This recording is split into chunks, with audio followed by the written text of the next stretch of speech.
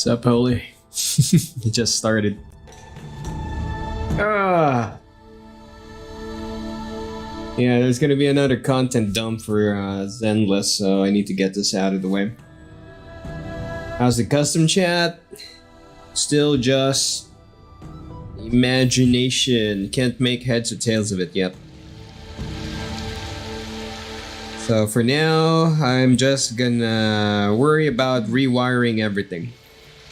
That's what's kinda holding me back from using Win 11 at the momento.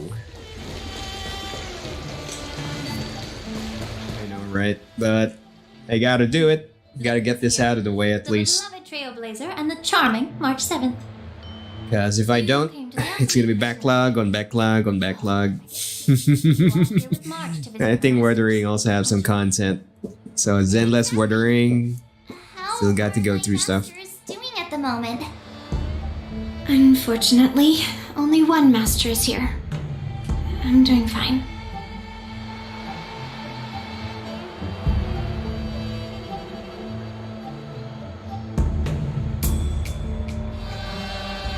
Hey, watch your words! Don't you jinx my master! His injuries weren't that severe.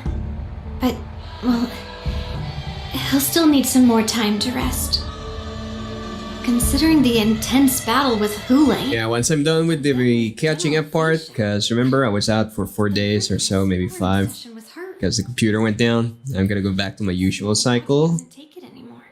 If assuming I can finish the migration before I'm done with the Hoyo verse push. The little babies from the Lafu just don't have the resilience that us kids from the Juming have. I heard from Modza about the tough battle against the wolf troopers. You fought alongside Modza. Did you get hurt?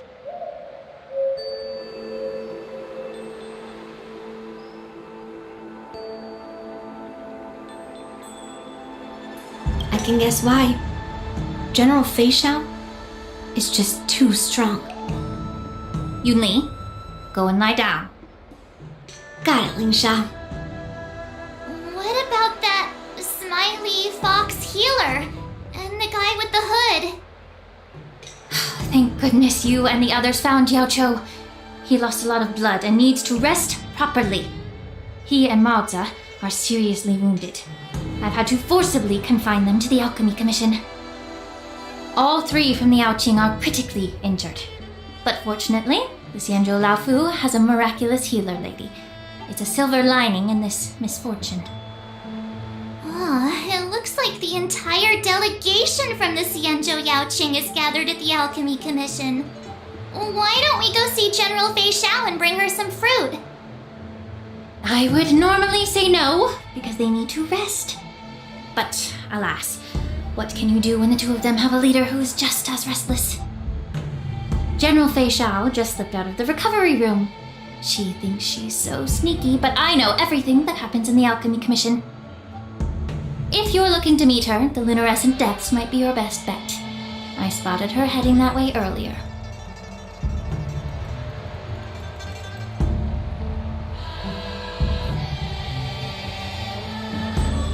The sound of those footsteps. They must belong to General Fei Xiao. Out and about, despite the doctor's orders. What a coincidence. Someone else who refuses to listen to the doctor's orders.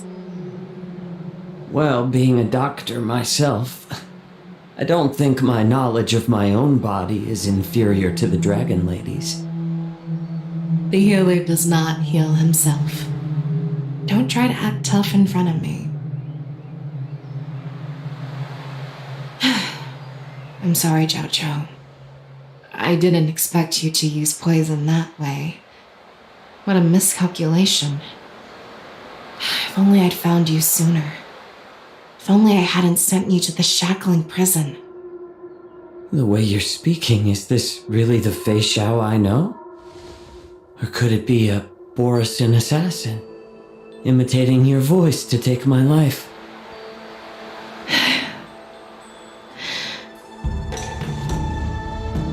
Jiao Cho, your eyes. You can't see anymore, can you? I can still clearly hear the sound of the waves. That's enough for me. Don't blame yourself. You know what I'm more concerned about? Has your body had any changes since you swallowed the Crimson Moon? I'm not sure. There don't appear to be any changes. However, the many doubts that once plagued me have dissipated. I never thought I'd live to hear you discuss your health again. But thanks to Moza and that child, the price I've paid seems trivial compared to what we've achieved. I hold no grievances, Fei Xiao. I am content.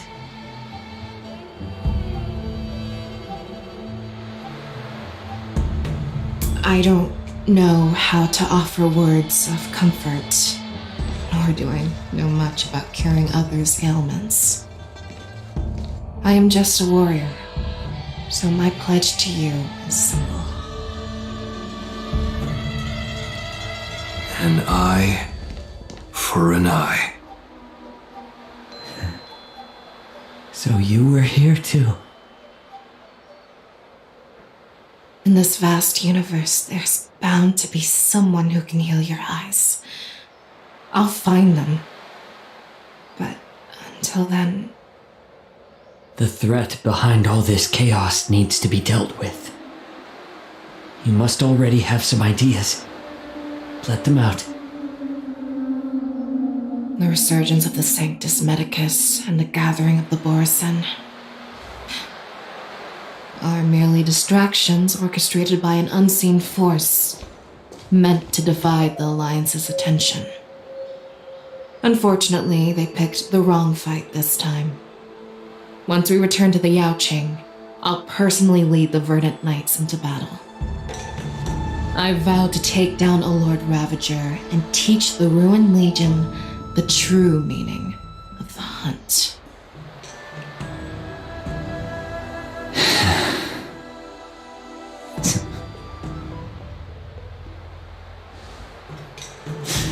I knew it. You've always been so impatient.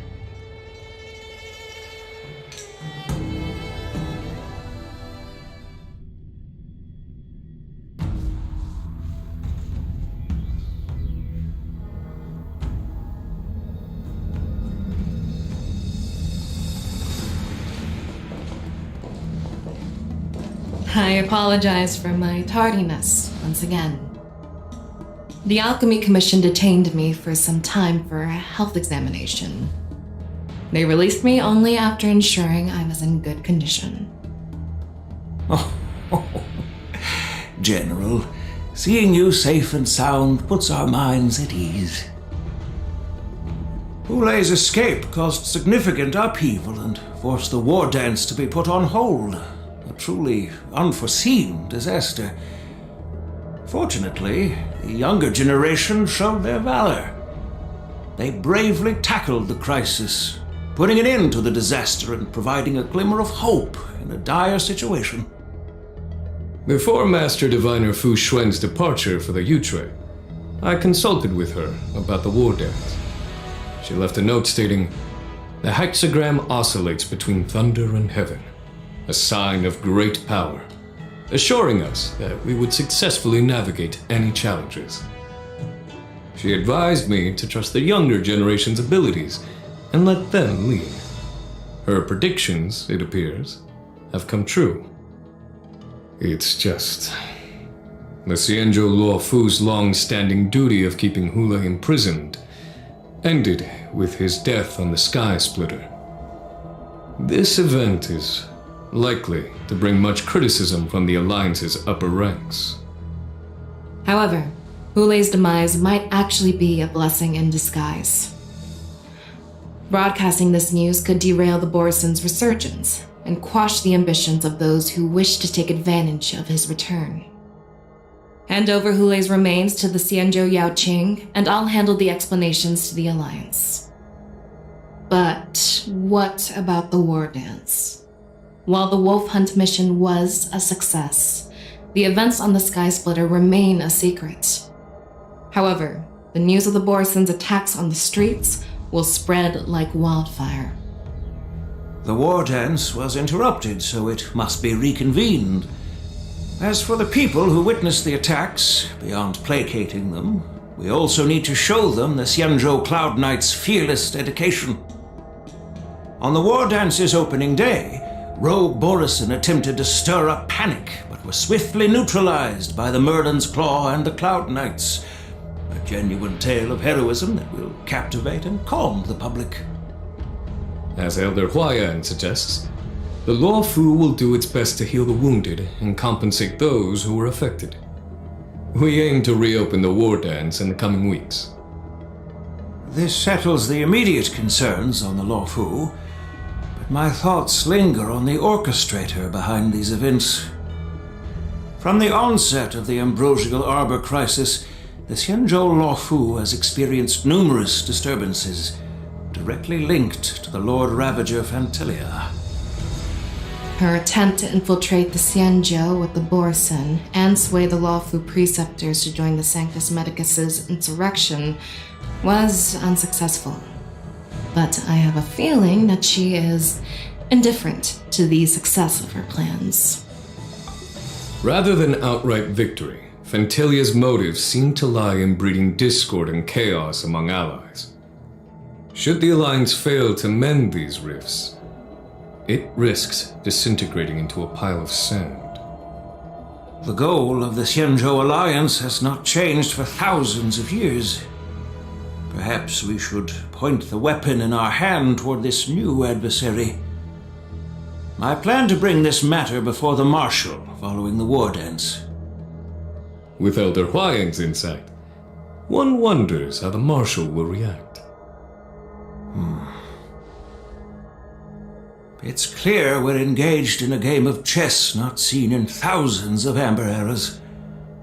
A game where even the strategists become pawns in battle, where the stakes are as high as the fates of countless stars in the sky. Predicting the Marshal's decision is beyond me, yet she's well aware of our concerns. She has tasked General Yao Guang with performing extrapolations day and night to gauge the situation comprehensively. We gathered today not just to tackle the Law Fu's predicaments, but also to address a matter requiring our collective presence. Yao Guang has sent a message from the Xianzhou Yuchui, informing us that she wishes to share the results of recent calculations she made within the Matrix. Jing Yuin, I'd like to borrow the seat of Divine Foresight's chessboard for this purpose.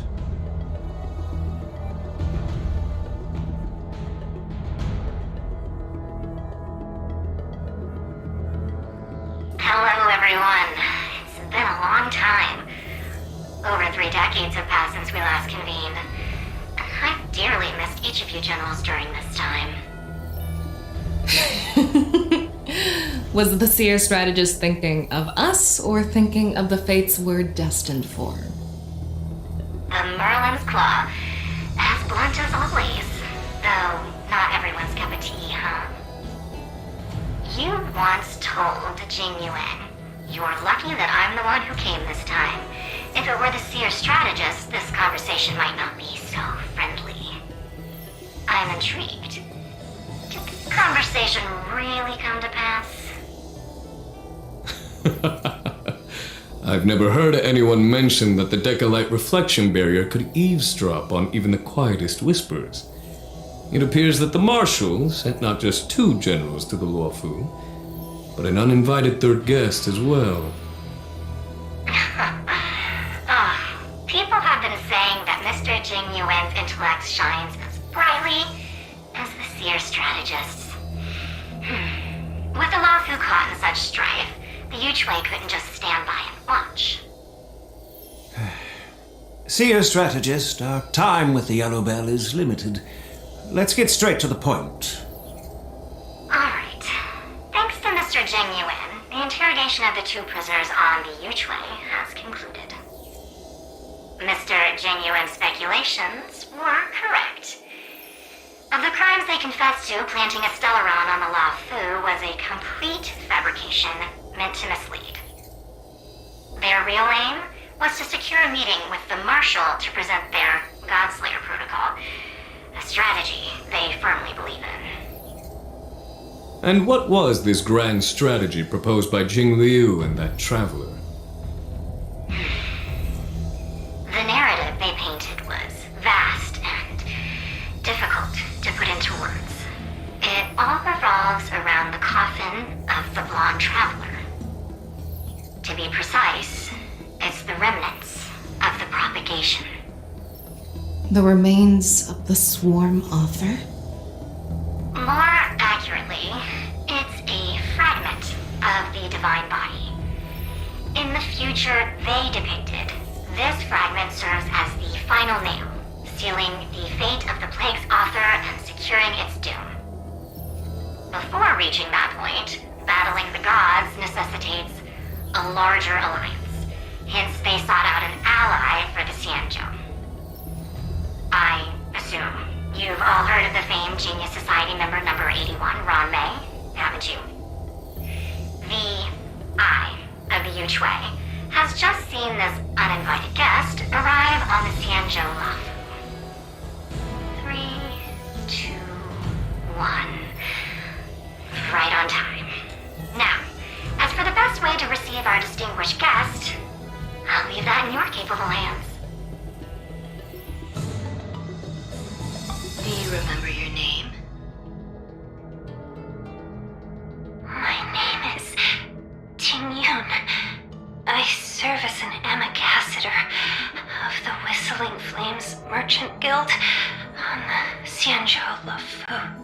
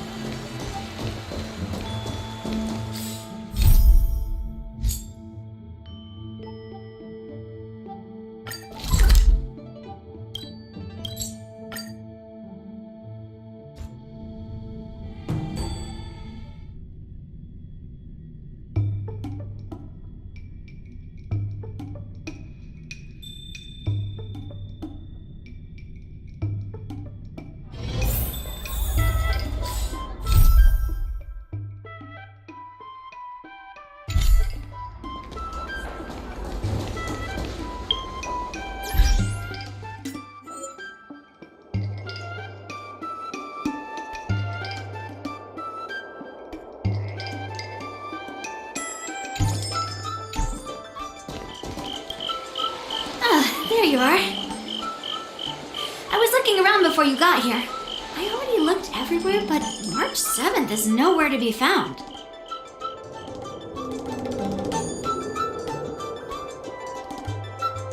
Nope, let's just assume she successfully skipped class. Actually, she's been quite diligent in her swordplay practice and hasn't taken many breaks lately. I think she deserves a day off. Besides, I used to skip classes even more than her back when I was still learning. If I was in the mood, I could train for 3 days straight. But if I wasn't in the mood, none of my seniors could find me. So, I can understand where she's coming from. Don't make excuses for her. Since you're here, let me treat you to some tasty food.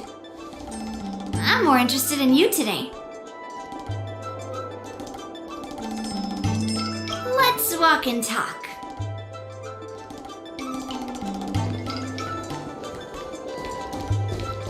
Lingsha told me there's tasty food in Aru Valley. Let's go there. Dumplings and steamed buns! The buns are huge! A table for two, please. All right, come on in. What would you like?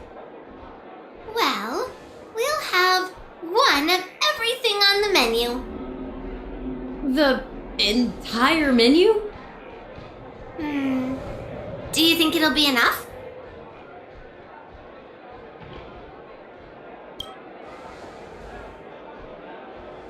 Oh, don't worry.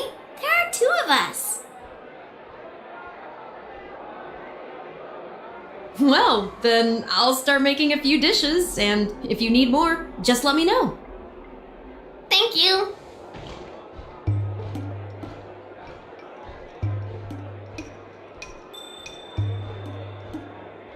No, I've thought about it. She deserves a day off. Yeah, I mean, not too much, actually. Grandpa said to never be stingy when it comes to making friends. So, how big is your appetite?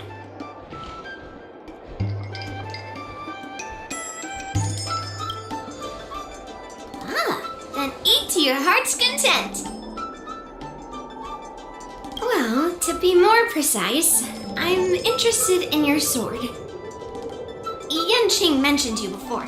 He said that you're not to be underestimated, and that your weapon has a unique shape. So I've always been curious about your sword. How the weight is distributed, what material it's made of, whether it contains any special ingenia, and what kind of sword techniques you use.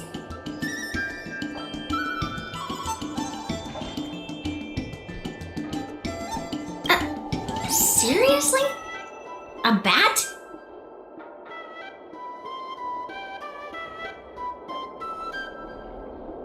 Yeah, now more than ever.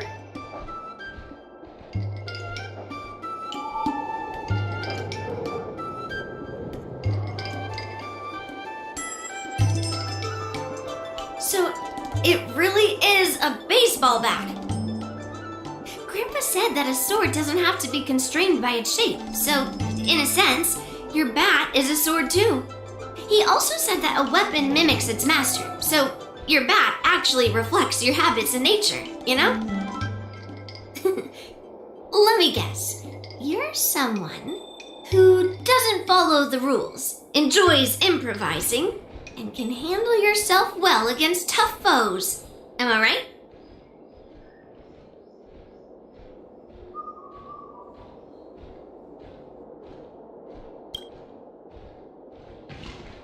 Amazing, right? And I bet you always say something silly like, rules are made to be broken. I've come across so many sword wielders who acted all righteous and moral, but were really just liars. Their swords always told the truth, though. They told me that their wielders were just a bunch of frauds who relied on their divine weapons for everything. I've hunted down hundreds of swords like this so far, and every single one of them has been melted down. Yes, but only for those who cross the line. Melting their swords is my way of protecting those weapons. But just looking at a sword is not enough. Grandpa always says, words and expressions can be deceiving, but in a fight to the death, a sword's movements never lie. The war dance is just around the corner. You'll be participating, right?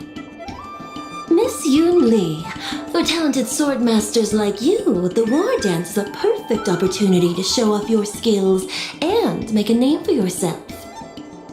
But for people like him, who have already made significant contributions to the Xianzhou, they maybe don't need to prove themselves on the war dance stage. It has been a while, Mr. Nameless. And you are?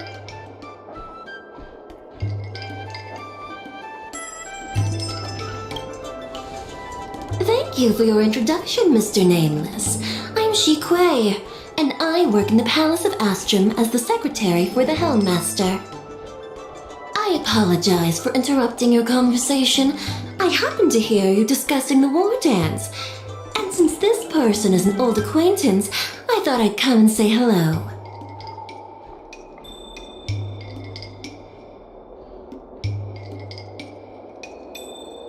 Yes, with the war dance approaching, many guests from afar are pouring in. Mr. Pavo here is one of them. He's from the distant planet Kalevala. Mr. Pavo's planet recently joined the Pan-Cosmic Trade System. He brought his delegation here this time, not only for business, but also to return something that belongs to the Xianzhou. Miss Shikui, the word gift is perhaps more fitting than return. While it did once belong to the Xianzhou, we faced many tribulations to be able to deliver it here, so it should be considered a gift. I apologize for my poor choice of words. Mr. Pavo's delegation brought a legendary Xianzhou sword that had been lost for centuries. General Huayan plans to personally thank them at the Palace Astrum and present the sword as a prize to the champion of the war dance. Mr. Pavo and I were actually on our way there. Since you two were talking so enthusiastically about the war dance, maybe you'd be interested in joining us at the Palace of Astrum?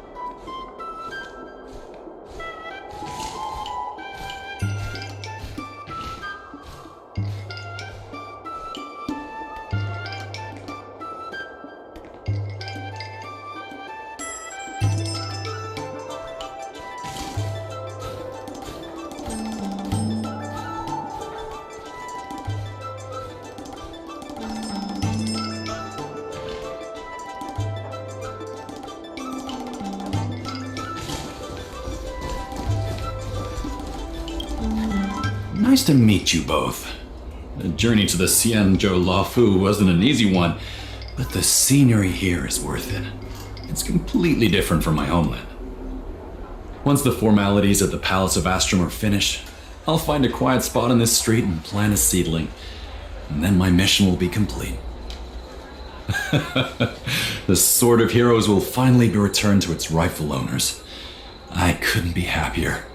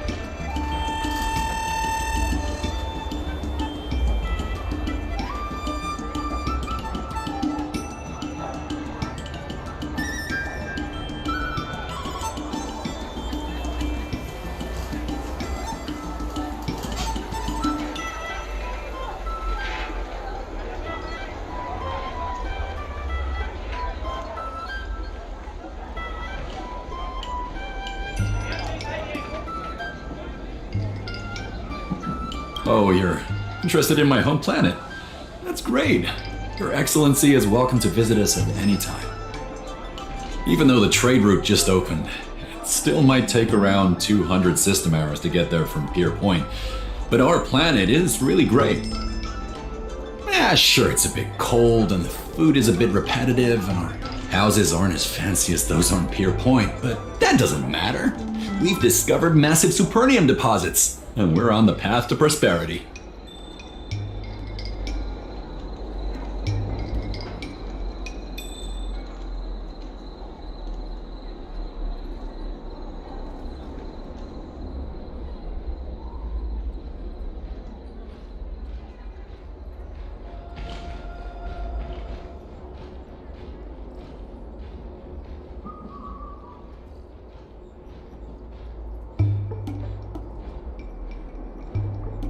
Oh, you mean the Mieka Kivesa? It's an incredible sword. That weapon helped the legendary heroes of my homeland slay demons, and is highly revered. It also has the power to choose monarchs. All the ancient kings of Kalevala received a sign from the sword, showing they were worthy to rule the land.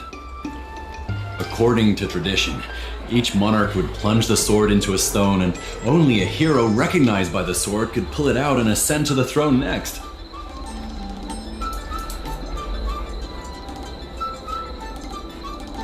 Well, those are just legends from the past. No one today has witnessed it firsthand.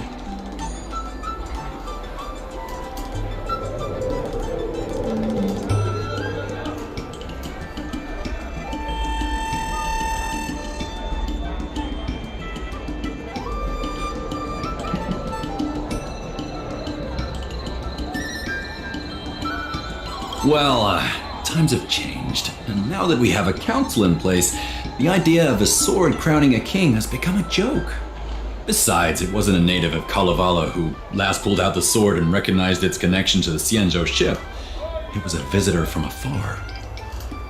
While the sword holds great historical significance for Kalevala, it doesn't truly belong to our world. The old-timers on council had a heated debate about whether to return the sword. They eventually unanimously agreed to let the Mieka Kivesa return to where it truly belongs. That's the best possible outcome. Wonderful. It's an honor to have so many people witness the sword's homecoming.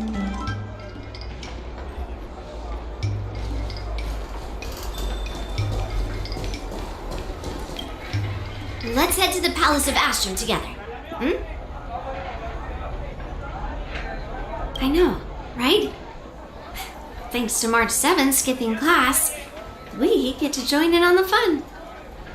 Grandpa always asks me to go look at swords with him, but he hasn't said anything about this one.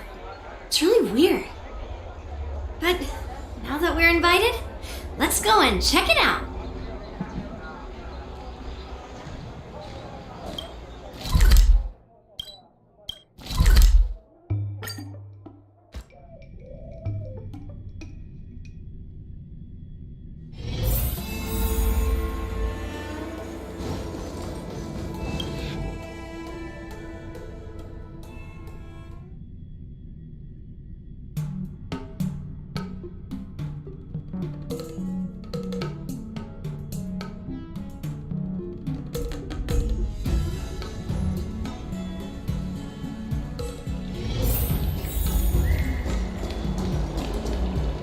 There you are!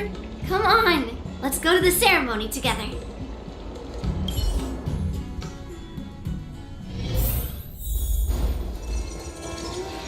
Please allow me to offer a sincere compliment, my fair lady. Your beauty is as pure as a snow-white iris. Well, if it isn't my dear friend! Glad to meet you again. Who is this weirdo? Who is this knight? I am Argenti, a member of the Knights of Beauty. I was invited as a part of the Kalevala delegation to escort the legendary Mieka Kivesa back to the Xianzhou. May I have the honor of knowing your name? My name is Yun Li. What a beautiful name! I wonder if you have ever heard the holy name of the pure and flawless goddess Adrilla. Oh, you're here, Yun Li. Didn't expect you to be so well informed. Well, now that you're here, don't forget your manners. manners. Come on, you won't find another granddaughter as polite and well-behaved as me. Well, just remember this is a very serious ceremony. Sorry for keeping you waiting, Mr. Pavo. Now, let the sword gifting ceremony begin. Before the ceremony officially commences, I want to express my gratitude to the Knight Argenti. Thank you for enlightening us about the sword's origin and for escorting it here safely so that we may complete this ceremony.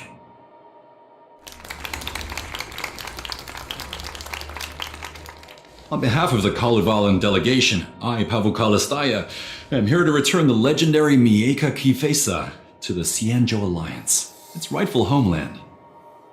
I'm truly grateful for Kalevala's noble act of returning the sword and for the Knight of Beauty's chivalry.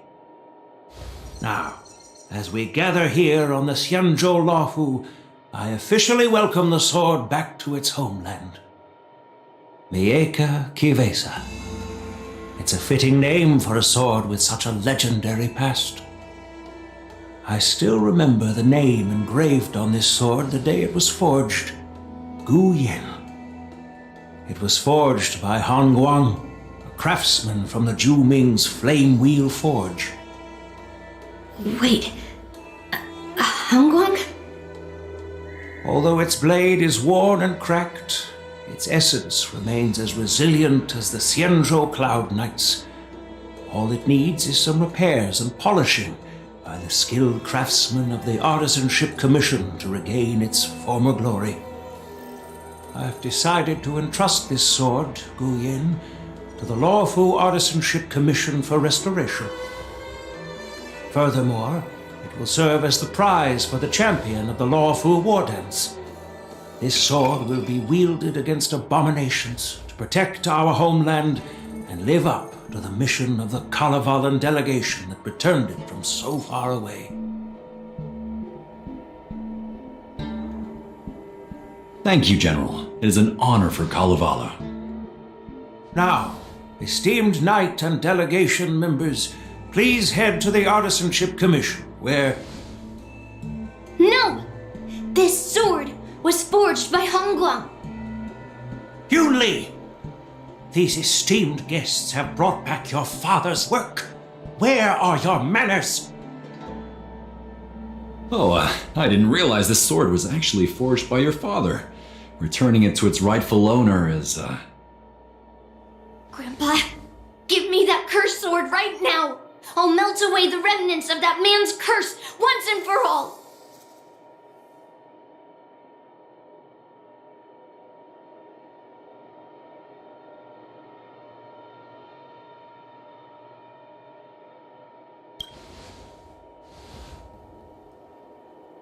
Don't be rude, Yun Li.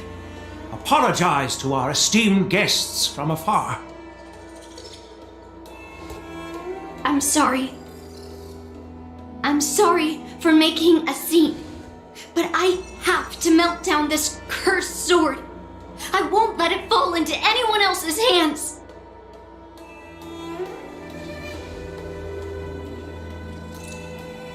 Yun Li, please, go for now.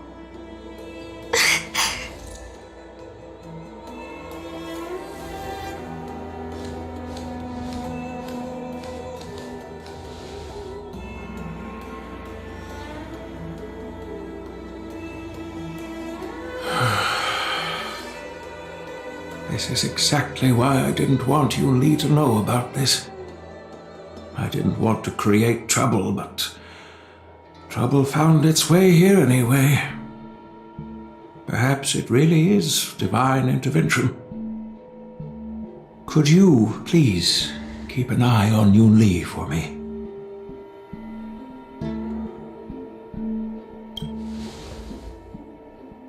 That is a tall order, but I'm counting on you. I apologize for the unfortunate interruption. Let us move on with the ceremony.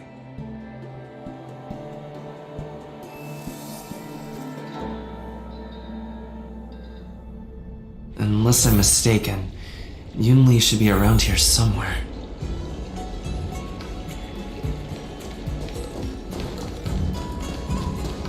Nothing in this report makes sense.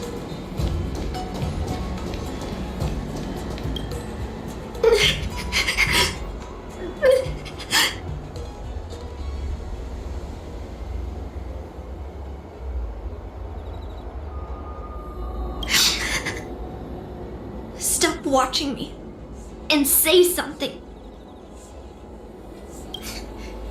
Did Grandpa send you to look for me?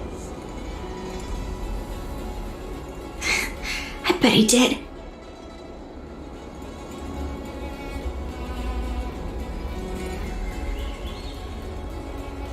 Really?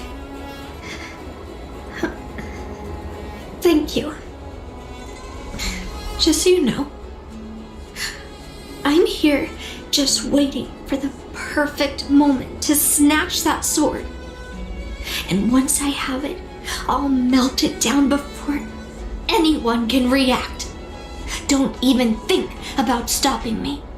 No one can stop me.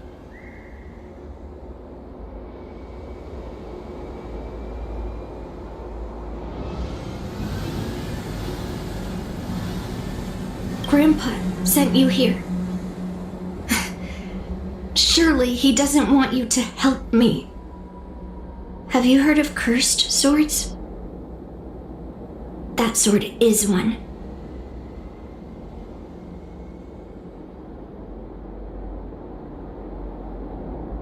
You've clearly heard a lot of folk tales, but that's not the kind of cursed sword I'm talking about. A cursed sword lets anyone, even a complete novice, wield it with insane skill. Just by holding the hilt, even the weakest rookie can brandish it with incredible speed and strength.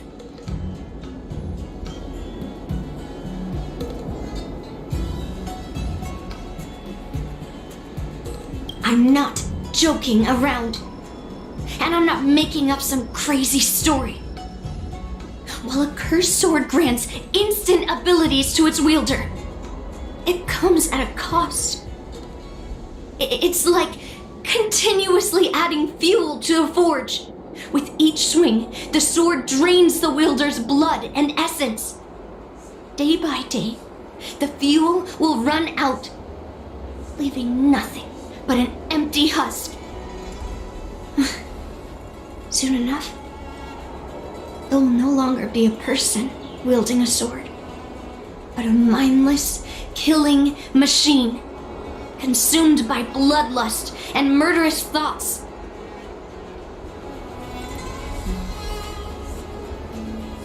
I wonder if you've ever heard of a creature called a heliobus.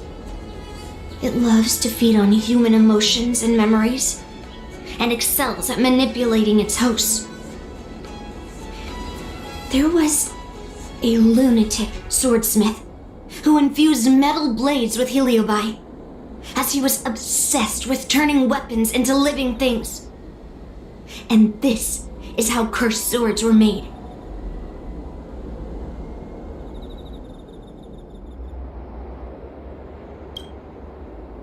I know, I shouldn't have caused a scene at the sword gifting ceremony. But I've thought this through. If I don't make a fuss now, that cursed sword will cause a whole lot more trouble. So it's better if it's me causing the trouble. By the way, aren't they supposed to be taking the sword to the Artisanship Commission for repairs? Why haven't they come out yet? Any ideas? Looks like they're not going to show up here. I'll just head straight to the Artisanship Commission. It doesn't matter why Grandpa chose that sword. I won't let it fall into anyone else's hands.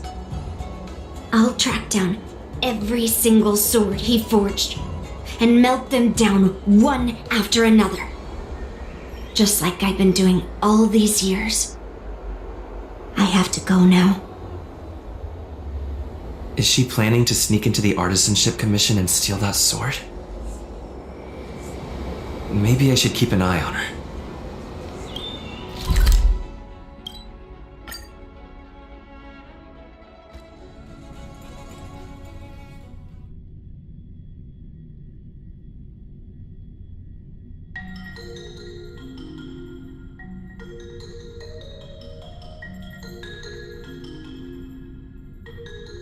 The Artisanship Commission is so big. Where could she be? Just a while ago, a girl came up to me, all fierce and demanding directions. She said she's a member of the Artisanship Commission. Do you know her? No idea who she is. If she really works here, how can she not know her way around? Yeah, she wasn't big at all, but that weapon of hers was pretty intimidating. She was in a hurry, heading straight for the Artisanship Commission, and I didn't want to ask too many questions. She said something like, "I'm a member of the Artisanship Commission. Where do you keep your precious stuff?" I got scared and pointed her toward Master Gongshu's warehouse, where he stores his arumatons. Wait, why did you give her directions? What if she's planning to steal something? Where else? Like I said, she was headed straight for the warehouse, where all the valuable arumatons are. Yeah, that place is filled with Master Gongshu's precious arumatons. I bet they'll give her a hard time.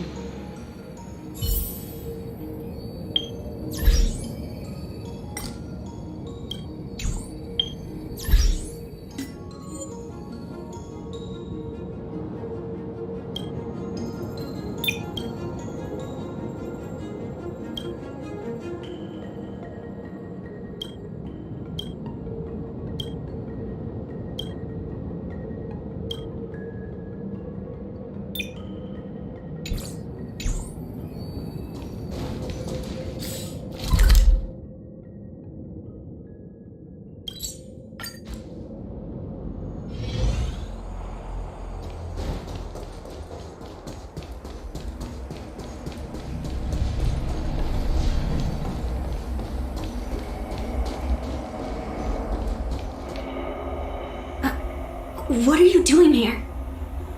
Look, if I get into trouble, it's my problem. I don't want to drag you into it. Fine. Let's smash these metal cans first. Then we can talk.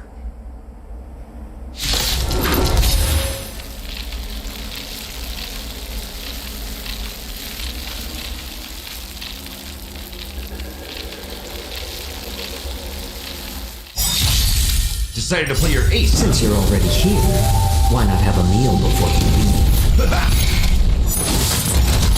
Destined for oblivion. I weep for the departed. It too shall fall.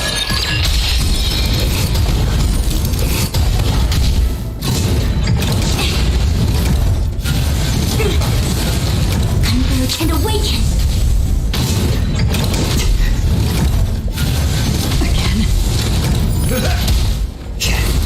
From the still waters of oblivion. No matter. More season. Since you're already here, why not have a meal before you leave? I weep for the departed.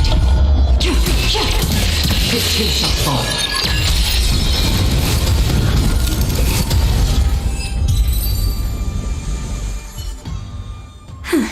That was the last of them. Thank you for helping me out. This place is heavily guarded, but there's nothing but arumatons. Where is the arsenal? Seems like not even those craftsmen know where the arsenal is. At this rate, we won't find anything. And Grandpa might take me away before I can do anything. You're not really here to help me. You're here to stop me, right?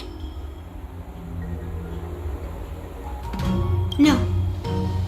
It's not. Grandpa made a promise to the delegation, and going back on his word would tarnish his reputation and make things difficult for the Lofu. But leaving that cursed sword here will also make things difficult for the Lofu. So all things considered,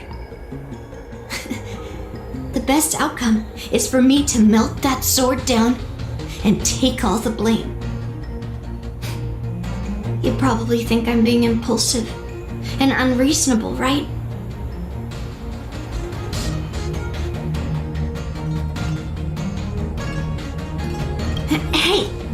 I'm not always like this. It's all because of that cursed sword.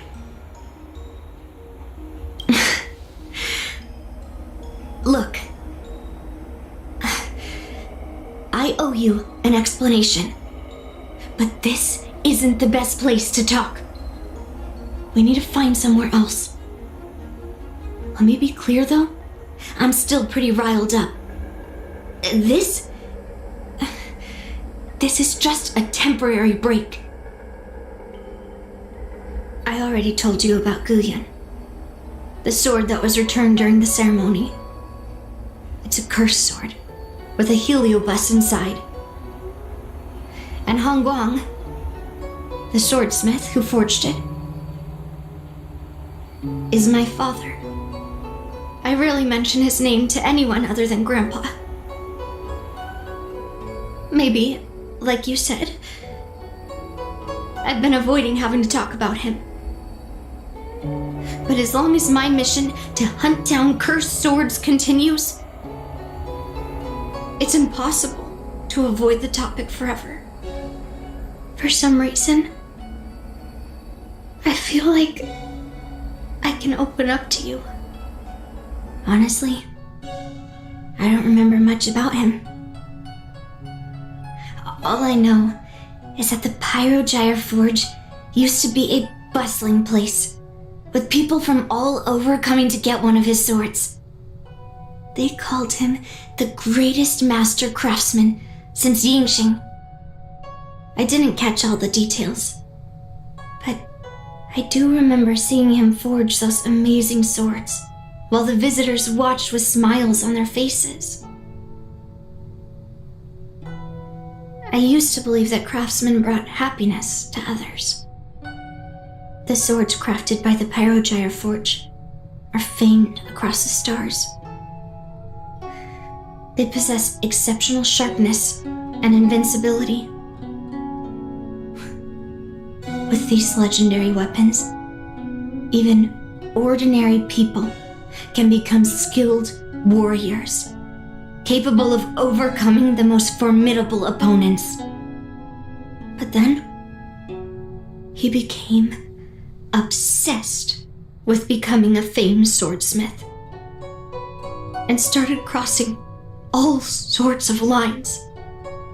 He forged cursed swords that should never exist.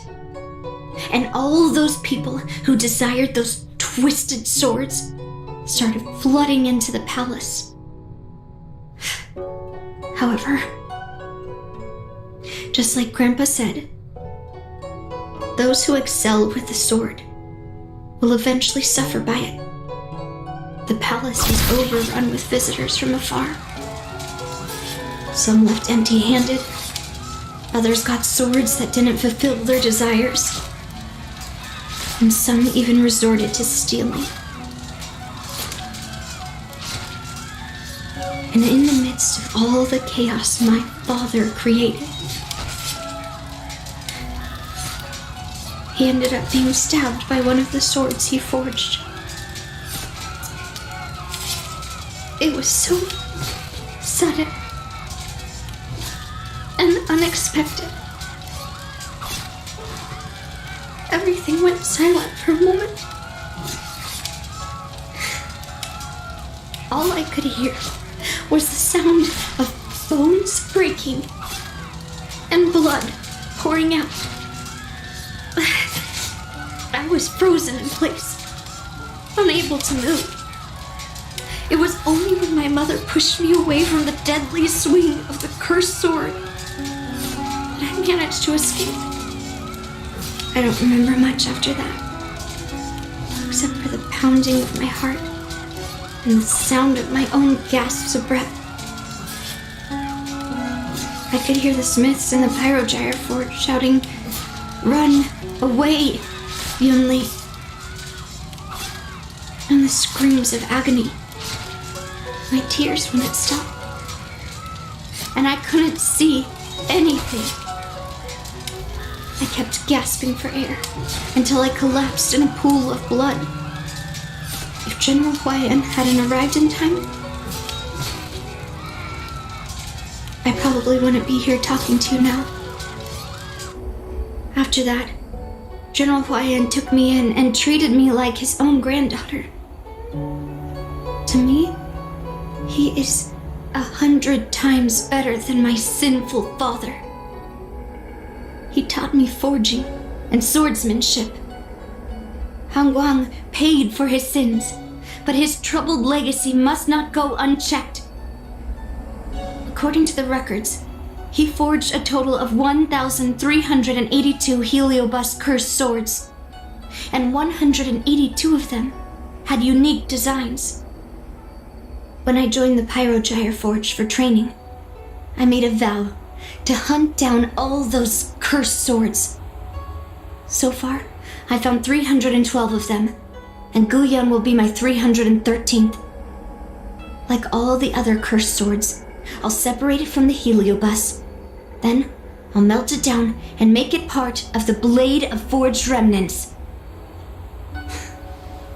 I've said my piece now. Even though it'll be tough for Grandpa, I still have to melt down the sword.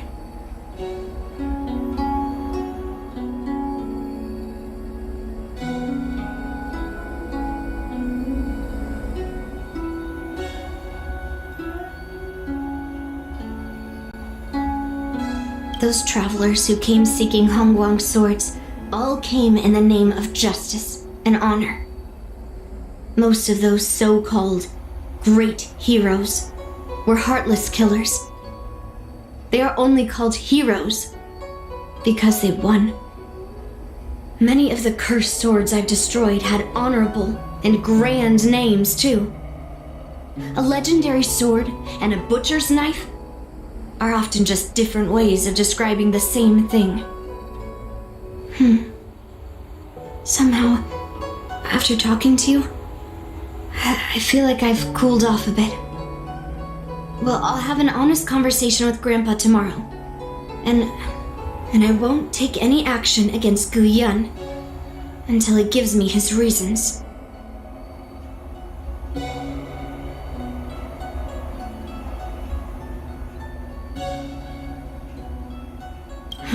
Yeah, I shouldn't have done that in a public place. Anyway, thank you. We'll catch up tomorrow. I should go back to the Palace of Astrum.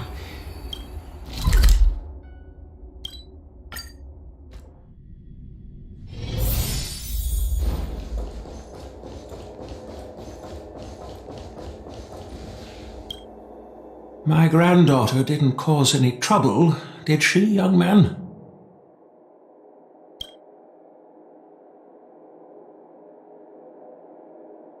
Sorry for all this trouble. Yun Li told you quite a bit. Now it's time for this old man to tell my side of the story. Hongguang was my beloved disciple. A rare genius not seen in the Pyrogyre Forge since Yingxing. However, talent can sometimes be a curse. He had an unusual fervor for forging, and he dreamed of forging a sword with self-awareness that surpassed that of humans. He believed it would make warriors invincible without any training. According to him, while weapons of mass destruction like Ju-Ming flames and alchemical arrows can destroy many enemies, true victory lies with soldiers who fearlessly fight, ready to lay their lives on the line. Usually, Xianzhou swordsmiths infuse a basic level of awareness into their swords to make them easier to wield. But even then, soldiers need to experience countless battles to overcome fear and sharpen their instincts. So,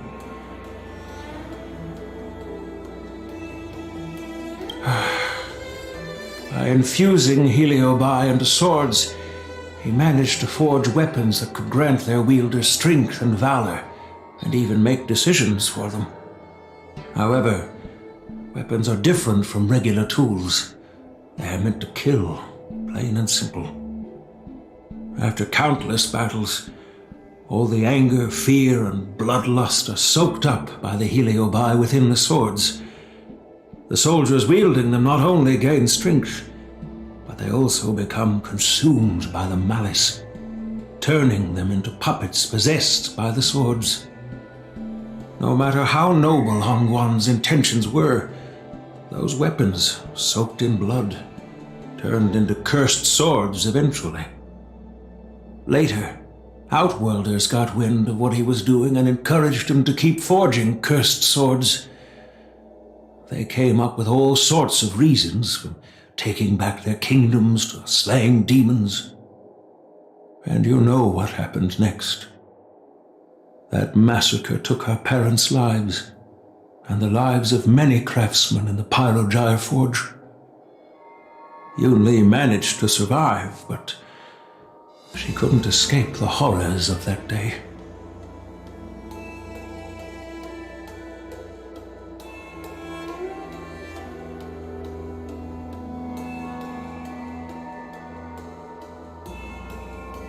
Yes, I don't want her to spend her whole life trapped under her father's shadow.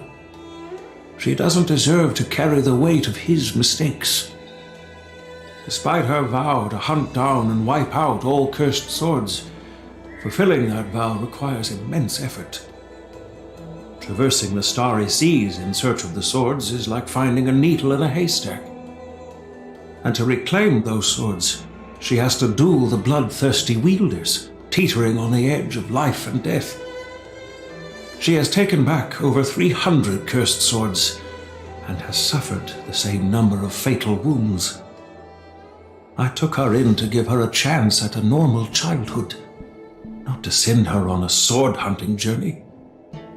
Even if she manages to melt down all the cursed swords one day, what will she do with her life after? Hu Yin is indeed one of the cursed swords forged by Han Guang. Very few swordsmiths could use Heliobai as forging material, and Han Guang was one of them. His attempt came at a terrible cost. I thought this sword could be an opportunity. I wanted to tell her that her father wasn't all evil, that even the man she resents so much managed to forge a true sword of heroes. I also wanted to find a chance to tell her about the history and origin of this sword, but not during the ceremony. As you saw, it wasn't a good time. I've instructed the Artisanship Commission to keep the sword safe in the arsenal. If you have any doubts, feel free to ask the people involved.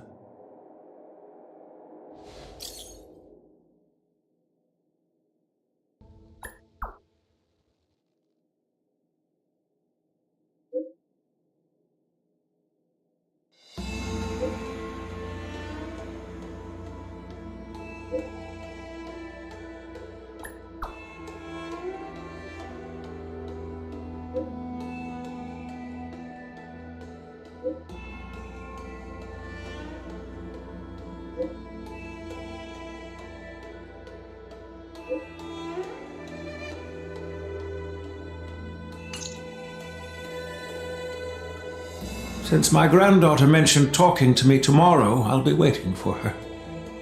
By the way, you watched over her for quite some time. You must be exhausted, aren't you?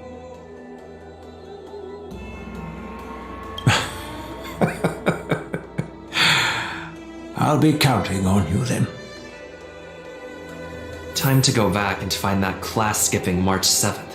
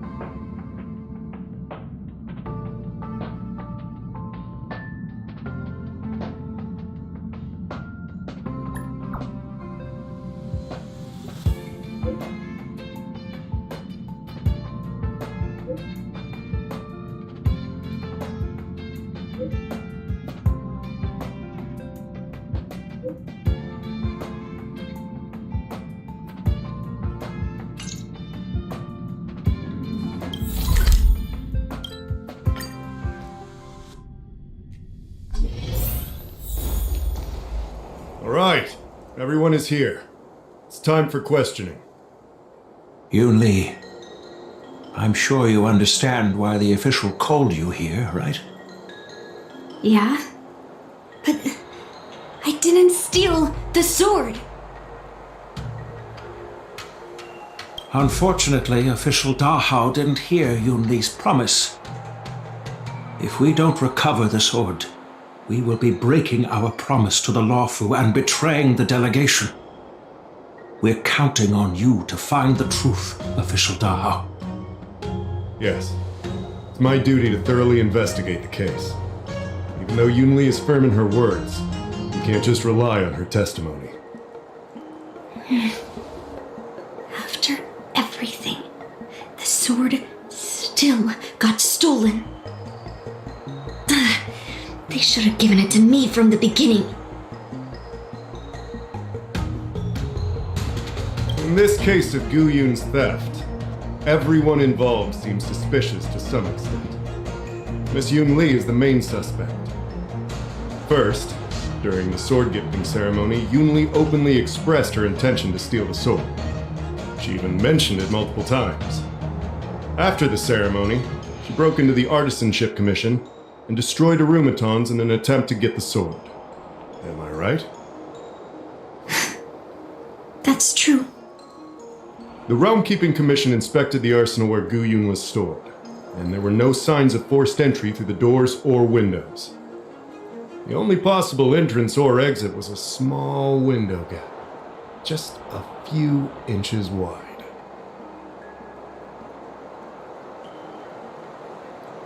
If March 7th were here, she'd probably jinx it and accidentally reveal who the thief was.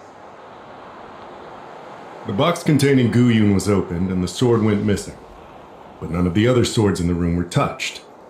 Which means...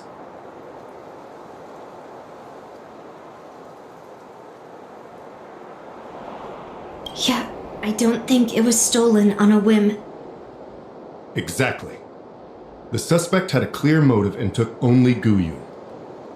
So, besides the ceremony participants, only the delegation members had access to the sword.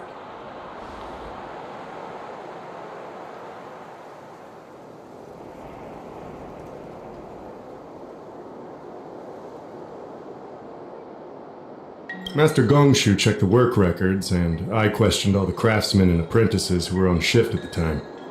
But I didn't find any suspicious individuals.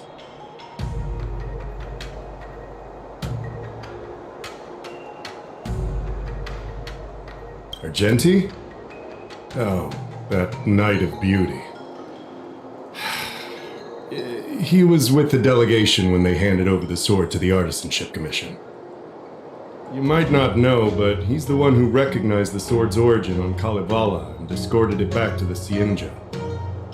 In other words, he's the one who made it possible for the sword to come home.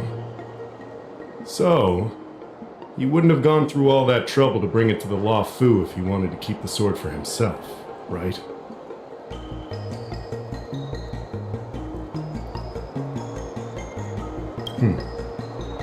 In that case, why would they return it to the Xianzhou in the first place?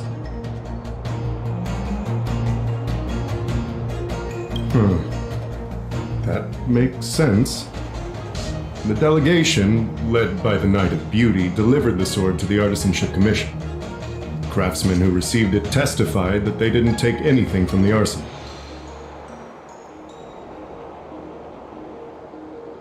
So, did you steal it? Then stop joking around. I can prove that he came to me after leaving the Artisanship Commission, so he couldn't have stolen the sword. To put it simply, not everyone who's seen the sword has been to the Artisanship Commission, and not everyone who might want the sword has seen it. So, the only remaining suspect is Miss Yun Li. Fair enough. So...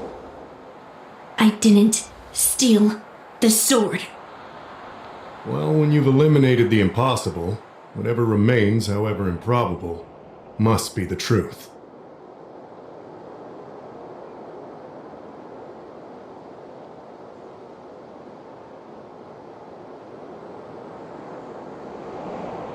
If you want to prove me wrong, you'd better come up with some solid evidence.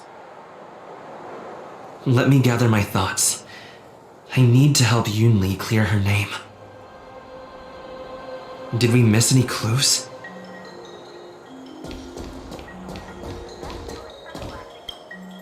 Yes, I received your message yesterday and went to the arsenal to check on it. But when I went back this morning, all that was left was the case. I don't know anything else, so asking more questions won't help, I'm afraid. However, as the Master Artisan of the Artisanship Commission, I've got to clarify something. Even though the sword was stolen, this commission is still highly secure. Wait, no. I just remembered. My precious arumatons were smashed.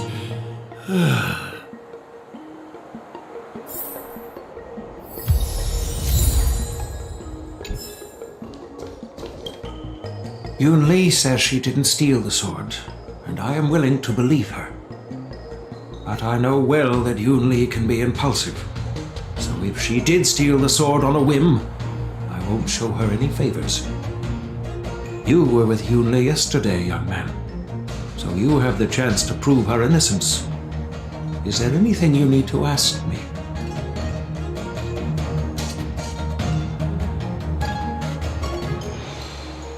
No, she was still mad at me, so she didn't come by.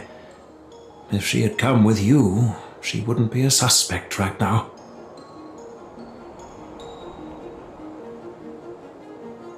After the ceremony, Argenti carried the sword case, and together with the delegation, they were escorted by the Cloud Knights to the Artisanship Commission.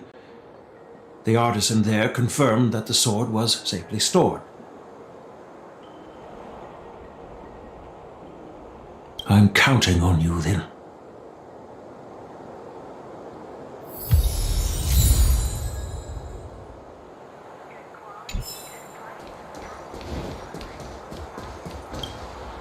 Who could have thought that the Mieka Kivesa would be stolen, and that the prime suspect is General Huayan's granddaughter?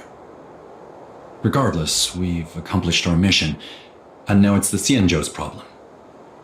By the way, why did that girl call it a cursed sword? It's quite upsetting.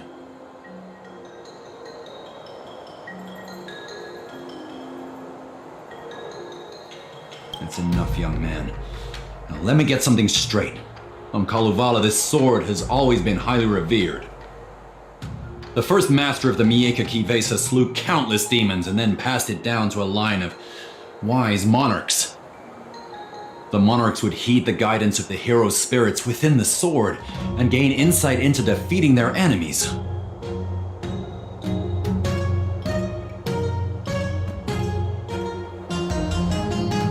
What is, Helio?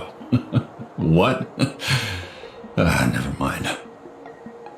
The point is that the Mieka Kivesa did help the ancestors of Kalevala build a strong foundation. It's definitely not a cursed sword.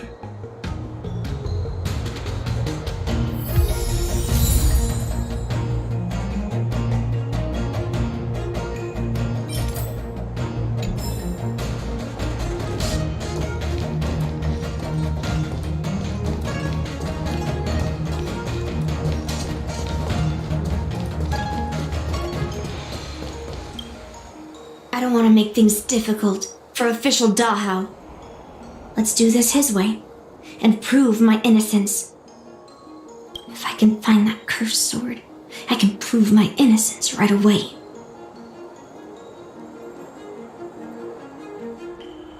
There's something else bothering me. Why would the thief take the sword, but leave the case behind? Did they melt down the sword like I wanted to? Yeah, maybe. But if the case was too much trouble, wouldn't it be too conspicuous to carry around the sword like that, in plain sight?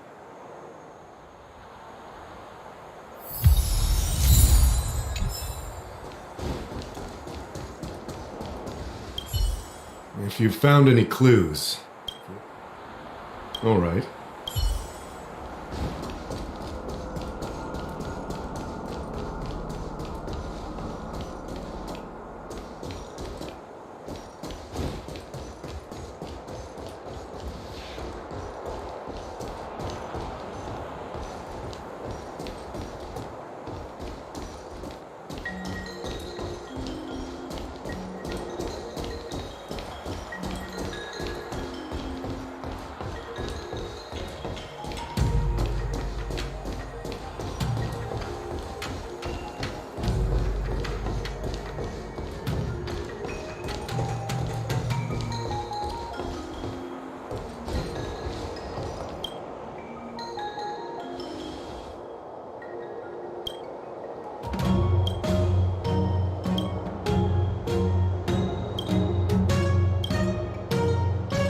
So, the thief took the sword from the case without picking the lock.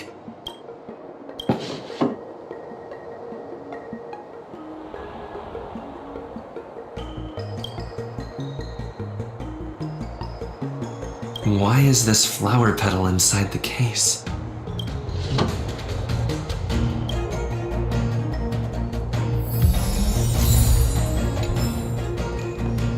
If you've found any clues, feel free to tell.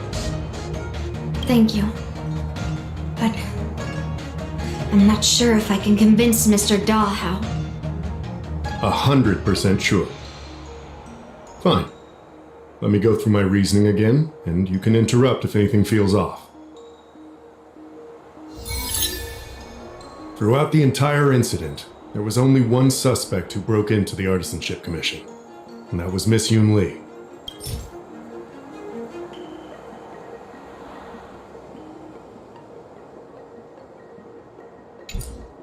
Miss Yoon Lee caused a ruckus at the Artisanship Commission trying to take away Guyun, but you stopped her in her tracks. After bidding farewell to you, Yoon Lee pretended to leave, but snuck into the arsenal alone and stole Guyun.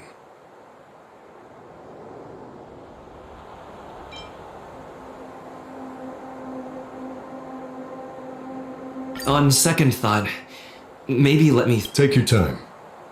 My reasoning is solid. After bidding farewell to you, Yoon Lee pretended to leave, but snuck into the arsenal alone. And Miss Yoon Lee caused a ruckus at the Artisanship Commission trying to take away Guyun. On second thought... Take your time. Miss Yoon Lee caused a ruckus at the Artisanship Commission trying to take away Guyun. But you stopped her in her... On second thought... Take your time. Miss Yoon Lee caused a ruckus at the Artisanship Commission trying to take away Guyun. But you stopped her in her tracks.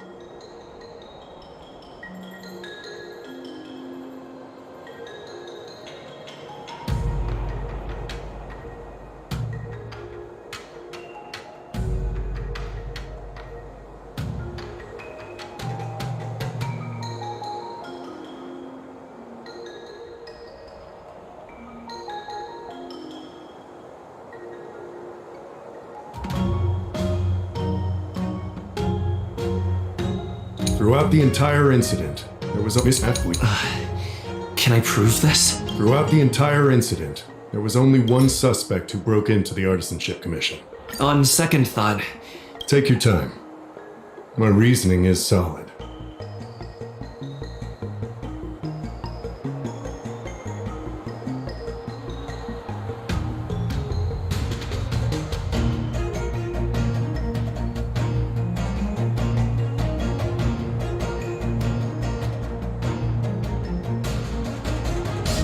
Throughout the entire incident, there was only one suspect who broke. Miss Yoon Lee caused a ruckus at the Artisanship Commission trying to take... After bidding farewell to you, Yoon Lee, we haven't found any other suspects or evidence. I carefully examined the lock of the sword case, and there were no signs of tampering or damage. What does that mean? As to why the case was never locked in the first place, only the people who delivered it to the Artisanship Commission would know. Plus, I found something else inside the case. Which piece of evidence should I use to further convince Da? We haven't found any other suspects or evidence. I found this in the crevice at the bottom of the case. A rose petal? Huh. I must have missed it during the search. But why was there a petal inside the case? I don't know. But I do know that wherever that Knight of Beauty goes, he always leaves behind a trail of rose petals that's almost impossible to clean up.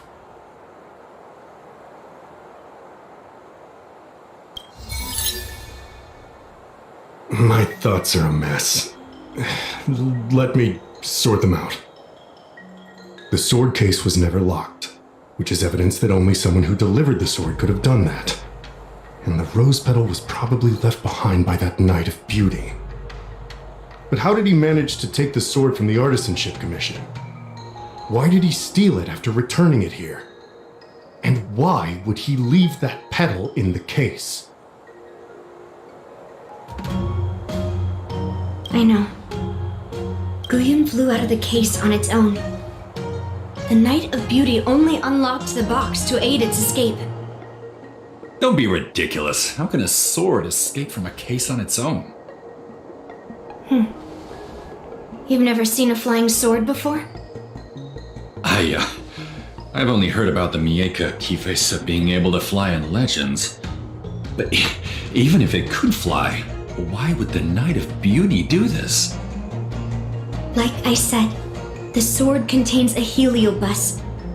Argenti must have been under the control of the sword. Maybe he was under its control even before you arrived on the Lofu.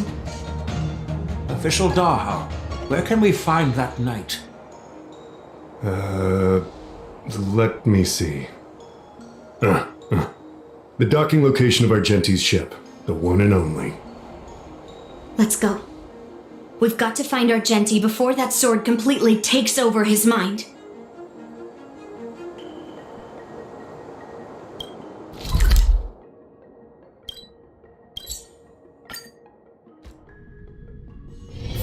This haven of memories. Every touch, every moment is like a thorned rose. Quite a different experience looking down on stars.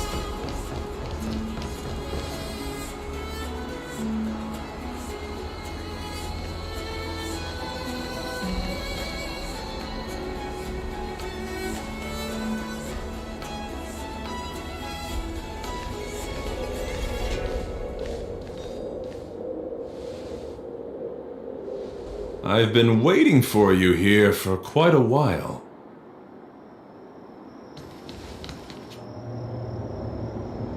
Night of Beauty. You're the one who stole Guyon, right? Hand it over. You have no idea how dangerous that cursed sword is. Dangerous? In my humble opinion, the real danger is always the hand wielding the weapon. Yes, I did. As a Drilla's knight, I've sworn to live in poverty, and I abhor theft. I had to leave behind a rose petal in order to keep my promise to Master Guyon and uphold my knightly oath. What? What do you mean? I agreed to assist Master Guyon in its escape from the Xianzhou. As the person who pulled it from the stone monument, captivated by its beauty, I must not let it down. I couldn't stay in the arsenal to convince the craftsman, nor did I want to take the sword like a thief. That's why I left behind a small piece of evidence that pointed to my identity in the hope of an open and honest conversation with you. Whatever your reasons are, you're planning to take the cursed sword away from the Xianzhou. Hand it over to me! Back then, it was the beauty of Master Guyon that impressed me. So I willingly embarked on the journey to return the sword. But unfortunately, Master Guyon's homeland is no longer the ideal place for it to return to. As a Knight of Beauty, I must not abandon it halfway. Oh no. He's completely captivated by the power of that cursed sword.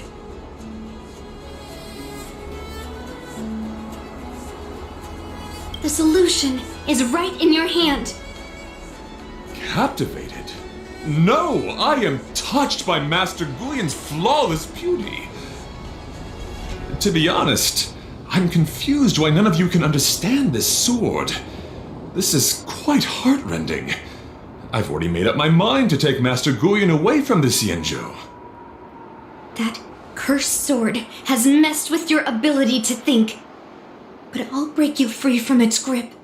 I'll shatter its illusion. And the sword itself.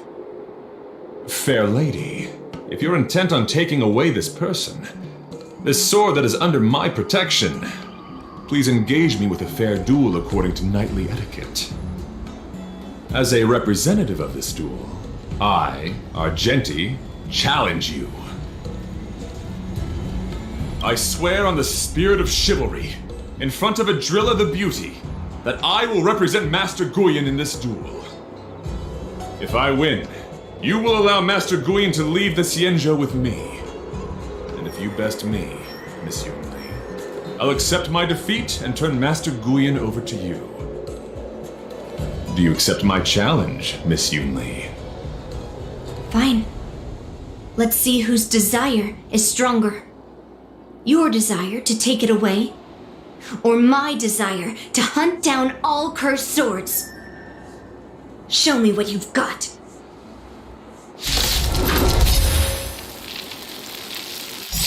You're not going to use Guyan to fight for victory? Well, I know a thing or two about swordplay. In a proper duel like this, a knight should rely on the skills he's honed day and night. You're a real weirdo. You're fighting a gentleman. Put forth all of your confidence.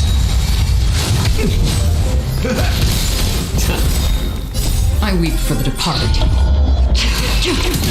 It too shall fall. Just from oblivion. Confess! The confidence. Since you're already here, why not have a meal before you Rise to the challenge. Bear witness. A little more heat. The flesh wound. On the still waters of oblivion. Let the duel commence. Let's try Yin and yang. More season. The flesh wound. I weep for the departed. It too shall fall. Just from oblivion. Put forth all your might. No matter. Converge and awaken. Human creations. Since you're already here, why not have a meal before you On the still waters of oblivion. Behold, this symbol of pure fighting a gentleman.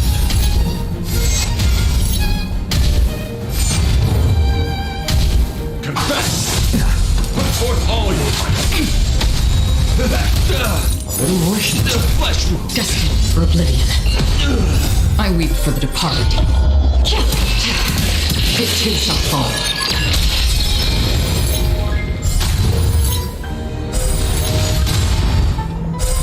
Rise to the challenge. Yin and yang. Put forth all your might. My friends, indulge yourselves! More season. Since you're already here, why not have a meal before you leave? On the still waters of oblivion. Bear witness. Let the duel commence.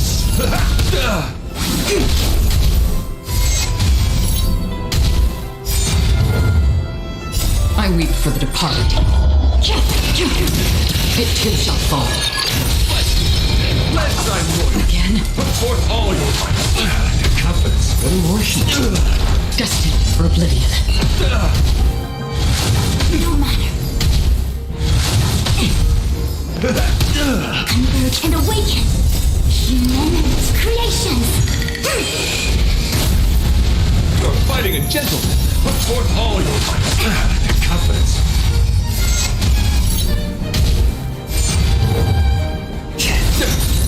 Since you're already here, why not have a meal before you leave? On the still waters of oblivion. For chivalry.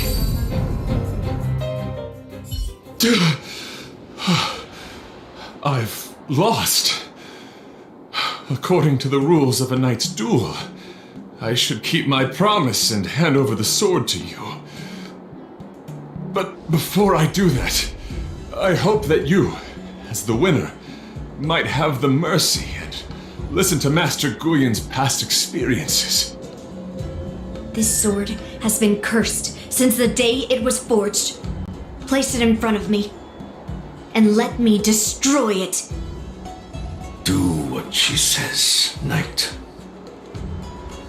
But you've done so much for me already. It's time for me to face her alone.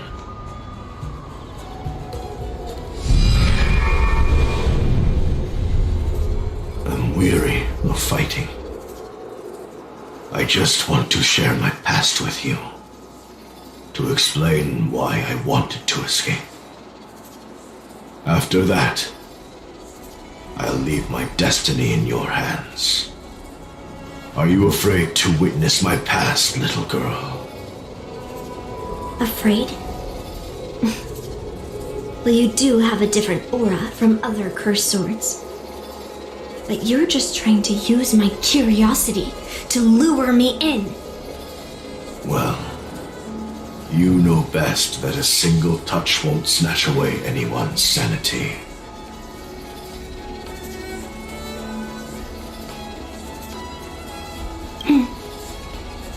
Fine. Show me your past.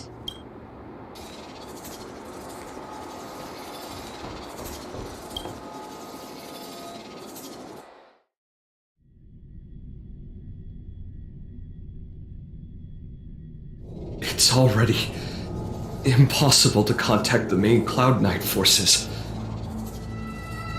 What awaits me will be a long and lonely war. Follow me. Is this your memory?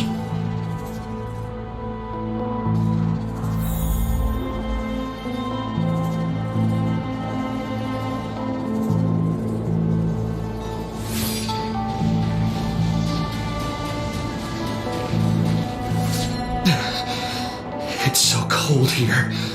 I didn't feel it when I was in the thick of battle, but now it's freezing me to the bone.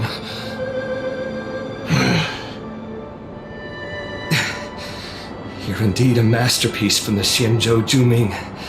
If you hadn't taken control of my body, I probably would have been decapitated in that fight. Quiet, and stay alert. Boris and wolf troopers never give up the hunt. Hey, just relax a bit. It's been over 300 days since we were both stranded on this planet. The transmitter never rings, so I guess we can't count on that anymore. The people on this planet still use beasts to pull their carts. Obviously, there's no way they can help us fix the star skiff. Looks like we're stranded on this forsaken planet for the rest of our lives. The rest of a Xianzhou native's life could be terribly long. Are you feeling any desperation? All by yourself in this hostile world? Yeah, a bit. Perhaps.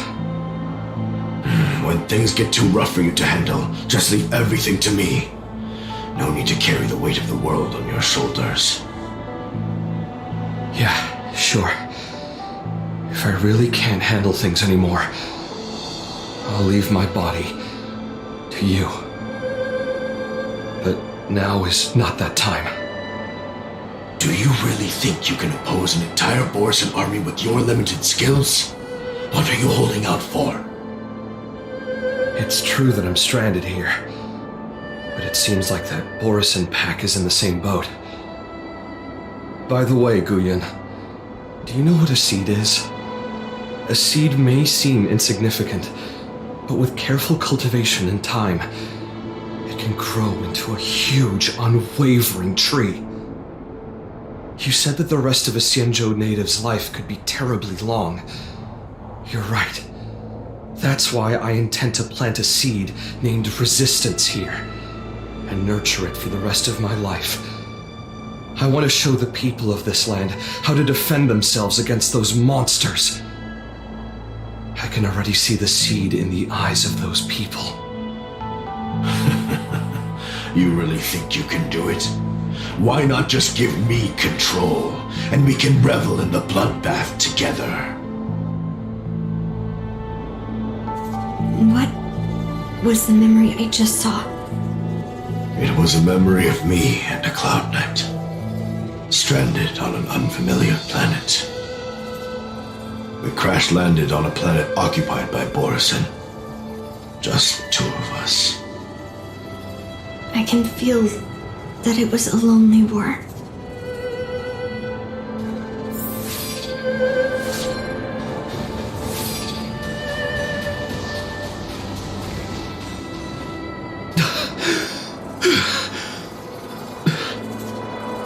I'm alive. But all the young people in the village... They died. They died for you. They died because of your big promises. Promising them a life free from the Borisin. I tasted their despair before death. They didn't see it coming. And neither will you. We can't stay here. Let's move on to the next village. Why? What's the point? You and your sorry excuse for an army have been fighting for over 3 decades, and you haven't won a single battle. What you're sowing is not resistance, but despair. This world is hopeless. It's completely infested with packs of Borisin. You've seen their numbers, and you know their methods. And those commoners you've put your hopes in, they just kneel down and worship the monsters devouring their children and families, calling them their Beastmasters. You beheaded one of the Beastmasters for their sake, but they turned on you because they were scared of the Borisin taking revenge. You remember all that, right? I do. I remember my first death. The Borisin cut off my head. But I also remember that if it weren't for a brave youngster who risked his neck to reattach my head and give me a proper burial, I would have disappeared completely. I remember everything the people did for me. They left food at the entrance of my cave, fixed my fur coat, and some even joined my resistance. The rest of the Xianzhou native's life is still terribly long. There will be new youngsters who will stand beside me in battle. Time is on our side.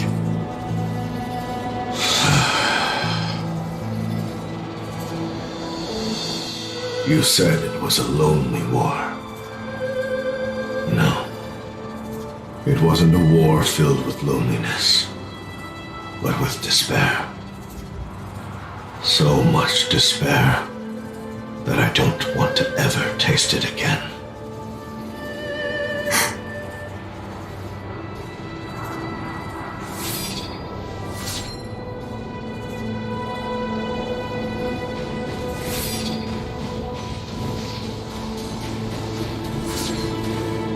I'm leaving.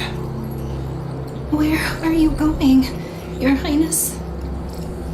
I'm returning to my homeland, a distant place beyond the sky. I'm not coming back. But what should we do with you gone? What if those wolf demons show up again? They won't, my child. You've wiped out the last of them.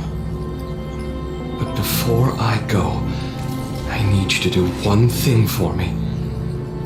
Even though the wolf demons are gone, new monsters will appear in this world. Soon, a demon will appear, donning golden branches and knowing only bloodshed. However, fear not, my children. I'm entrusting you with this sword that's been with me in countless battles.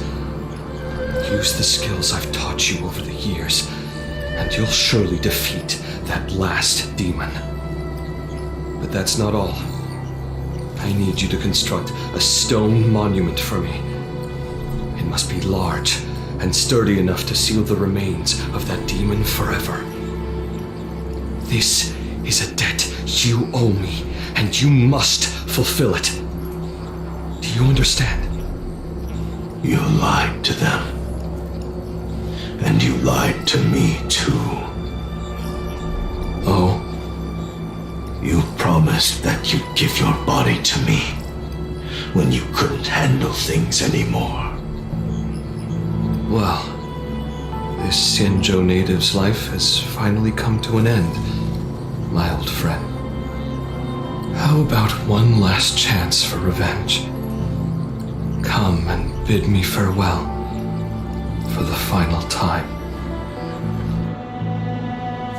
He had long since come to some understanding. I could sense a mix of intricate emotions flowing out. It wasn't bloodlust, or anger, or fear. What he had left for you was hope. They've learned how to fight monsters. But there's still one last monster lingering in the world. Kill it, my old friend. He left me there without ever looking back.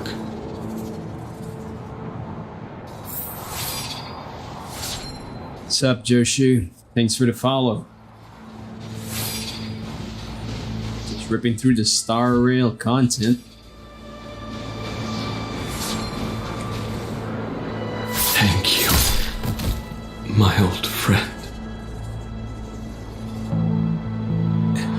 Heliobi. Got way too many backlogs. How do my emotions taste? My old friend.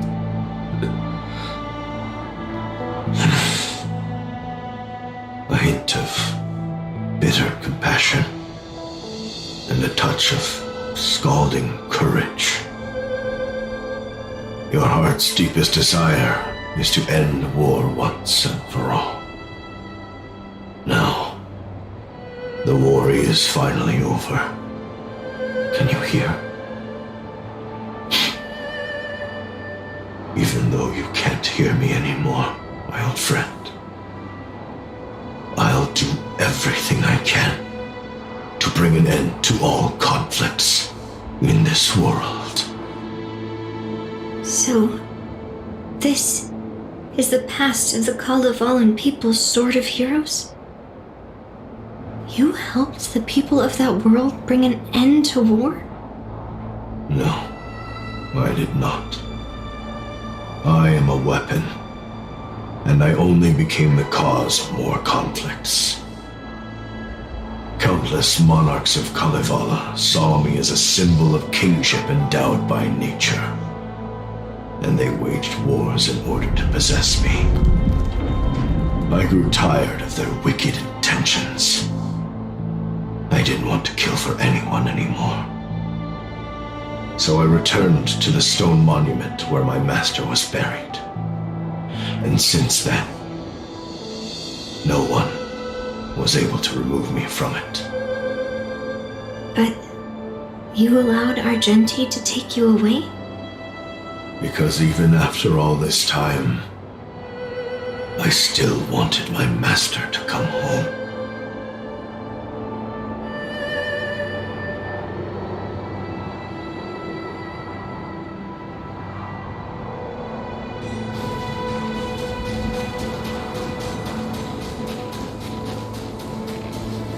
During the sword gifting ceremony, I felt anguish when I learned that I would be handed over to the most skilled swordmaster and once again become a tool for killing. My master had engraved his deepest desire into my blade. End war. As a weapon, my purpose was predetermined from the start. I had to become a deadly sword that would relentlessly hack and kill. But once I fulfilled my mission, would I have the right to choose my own destiny like he did? So, I asked the Knight of Beauty to help me break free from this never-ending cycle of bloodshed. These thousands of years have naturally turned into memories of mine. I think I understand the beauty the knight was talking about now. I don't want to be a sword that brings death. My war ended long ago. The years spent as a tombstone were my finest.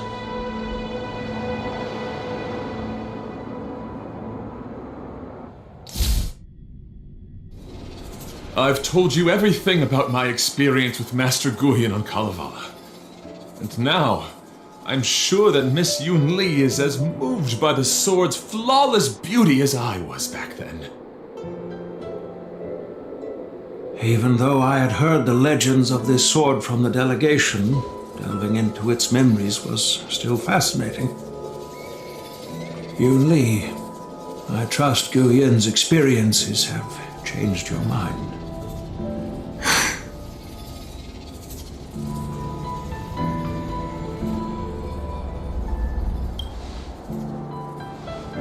That's why Grandpa hid it from me. So I wouldn't make a hasty decision.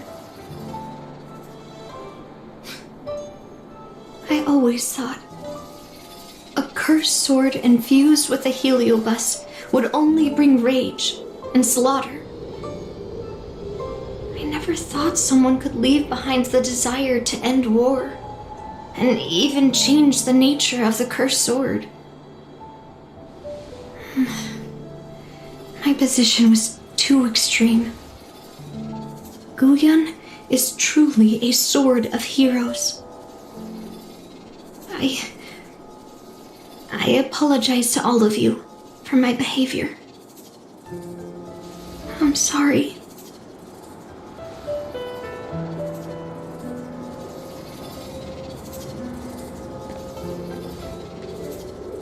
Now that we've proven Miss Yun Li's innocence and found the sword, should we now return it to the arsenal?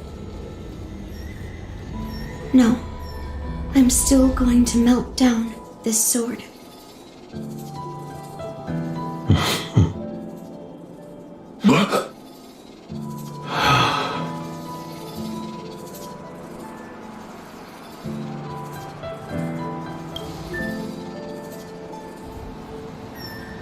I've heard your true desires, Guyan.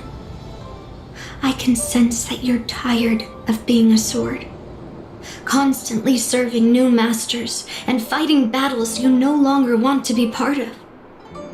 Right? But being a sword is my destiny. I'm doomed to serve some master and fight battles endlessly. Can the wind choose to stop blowing? Can a cloud choose to stop drifting?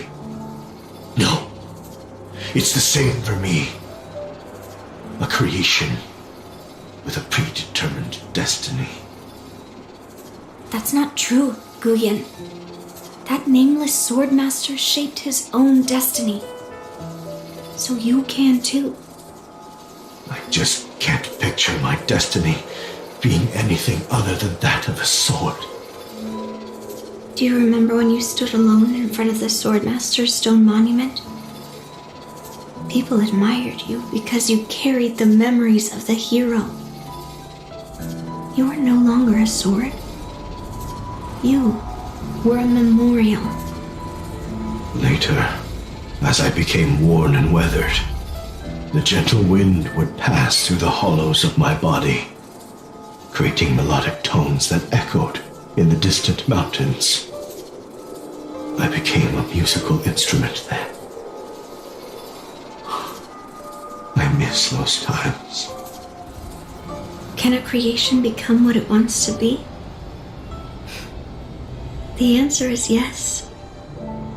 I'll grant your wish, Guyan, and transform you into something different. Something different? But this is the price for the war dance. If the Kalevalan delegation finds out... Please, say something, General Huayan. Well, my granddaughter has always been stubborn. Are you really sure about this, Yun Li? What do you all think?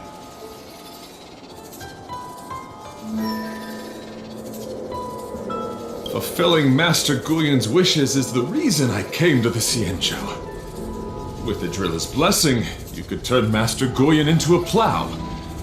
But as long as it fulfills his wish to end war, I support it fully. Then, I'll leave it to you, Yun Li.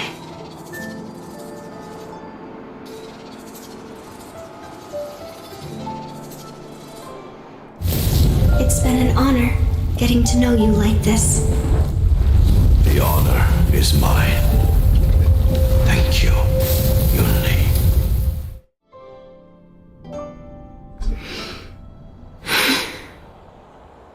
Why the long face, my child? Are you feeling regret, perhaps? You were completely determined when melting down the sword, so why the sudden change of heart? Grandpa, I melted down the prize for the war dance.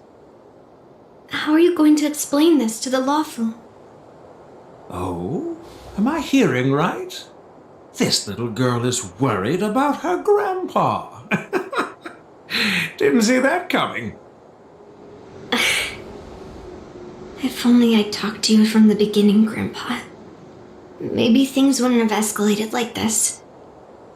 But at least Guyan got what it wanted. I have no regrets there. When it comes to swords, you and your father are cut from the same cloth. So, are you planning to continue melting down the rest of Hongguang's swords? Yeah. Guyan is unique. But the other cursed swords are still too dangerous for anyone to handle. But maybe I'll try to be more patient next time. Be more patient. Well said. Remember what you learned today, because there will be many more situations in the future that will require you to be more patient. Understood. But what about the prize? Well, ever since you showed up at the ceremony, I had a hunch. So I prepared another sword as a backup plan. And don't worry, this one has nothing to do with Heliobi. That's perfect. By the way, the ambassador from Kalevala and that knight went to Arum Alley. They're looking for a spot to honor the hero. Why don't we go take a look together?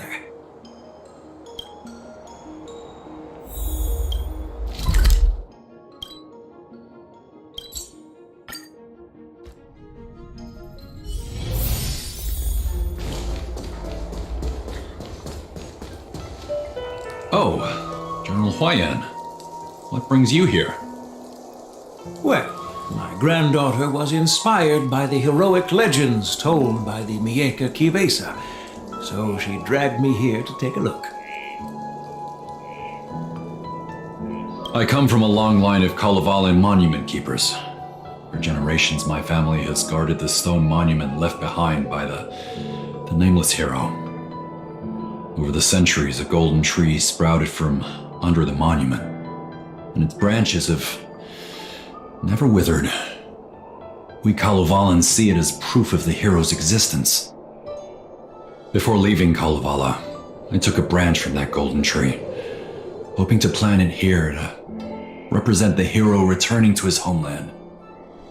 That sounds good. We Xianzhou people don't make coffins or set up memorials, so I'm sure he would be happy to rest here where life is bustling. The hero had asked our ancestors to carve something into the monument, so I made a copy of it too. While the inscription is pretty worn with age, perhaps you can still make out some of it. I have drifted far from my homeland and am on the brink of death. Yet, I take solace in having honorably fulfilled my duties. Should you feel compassion for me, kind traveler, please take a handful of soil hence and bring it back to the Lawfu. Mr. Pavo, I wonder if that hero ever left a name in your history. I apologize, but the hero's epic battles happened long ago, and he did not leave any name for us to call him. But in our mythology, he came from the heavens, and so we call him the Cloud Knight. Welcome home, Cloud Knight. Now, you can also rest here, Guyan.